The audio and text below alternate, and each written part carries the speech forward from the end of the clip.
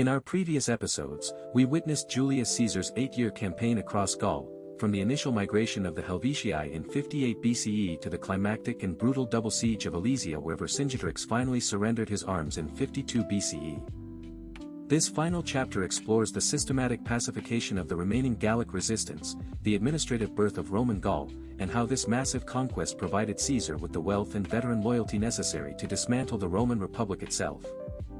Following Alesia, the final pocket of resistance centered at the hill fort of Uxellodunum in 51 BCE, where Caesar famously severed the hands of all surviving defenders after cutting off their water supply to ensure no further rebellion. While no formal treaty existed between a sovereign Gaul and Rome, the Lex Pompeia Licinia officially organized the conquered territories into a provincial system, effectively ending the independence of over 60 distinct Celtic tribes across modern-day France. Ancient historians like Plutarch and Caesar himself claim that over 1 million Gauls were killed and another million were enslaved, figures that, while potentially exaggerated for political prestige, indicate a demographic catastrophe of near-genocidal proportions. The victory expanded the Roman frontier from the Mediterranean coast all the way to the Rhine River, incorporating nearly 500,000 square kilometers of land and establishing a natural boundary that would define European geopolitics for centuries. The sudden influx of hundreds of thousands of Gallic slaves into Italy crashed the price of human labor, fueling the expansion of massive Roman agricultural estates known as latifundia and displacing the Roman peasant farmer class. This conquest laid the cultural foundation for Western Europe, as the synthesis of Roman administration and Celtic tradition birthed a Gallo-Roman identity that preserved classical learning through the chaotic transition into the early Middle Ages.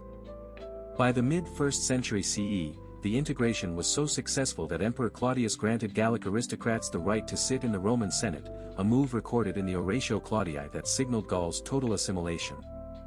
Caesar's immense plunder from the Gallic Wars allowed him to pay off his staggering debts and secure the absolute loyalty of his battle-hardened legions, setting the stage for his crossing of the Rubicon in 49 BCE. The new administrative map divided the region into 3 distinct provinces: Gallia Aquitania in the southwest, Gallia Lugdunensis in the center, and Gallia Belgica in the north, all managed from the new capital at Lugdunum.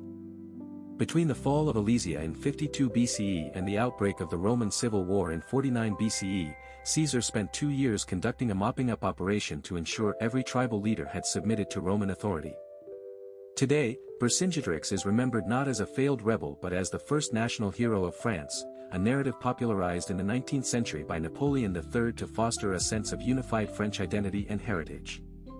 The Gallic Wars demonstrate how military conquest can lead to rapid linguistic extinction, as the various continental Celtic dialects were systematically replaced by Vulgar Latin, the direct ancestor of the modern French language spoken today.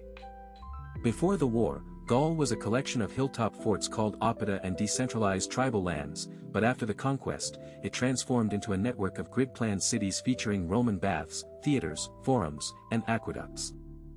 Across 3 episodes, we have tracked Caesar's journey from a debt-ridden politician to the master of Western Europe, a transformation that permanently shifted the center of Roman power from the Mediterranean toward the European heartland. The Gallic Wars remain the most significant conflict of the late Republic because they didn't just expand an empire, they created the geographic and cultural entity we now recognize as the modern nation-state of France. As Caesar's legions marched back toward Rome, they carried with them the spoils of a shattered civilization and the seeds of an imperial era that would dominate the Western world for the next 5 centuries. Caesar's Germanic cavalry, recruited during the later stages of the war, proved so effective at Alesia that they became a permanent and elite fixture of the Roman military structure for generations after the conflict ended. To maintain control over the vast new territories, the Romans constructed an extensive network of paved roads that allowed for the rapid movement of troops and facilitated the unprecedented growth of trans-European trade and commerce. The Druids, who once held immense political and judicial power across the Gallic tribes, saw their influence systematically dismantled by Roman law, which viewed their human sacrifice rituals and pan-tribal authority as a threat to imperial stability. Roman engineering feats, such as the 2 massive wooden bridges Caesar built across the Rhine in 55 and 53 BCE, served as psychological weapons that convinced the Germanic tribes that no natural barrier could stop Roman expansion.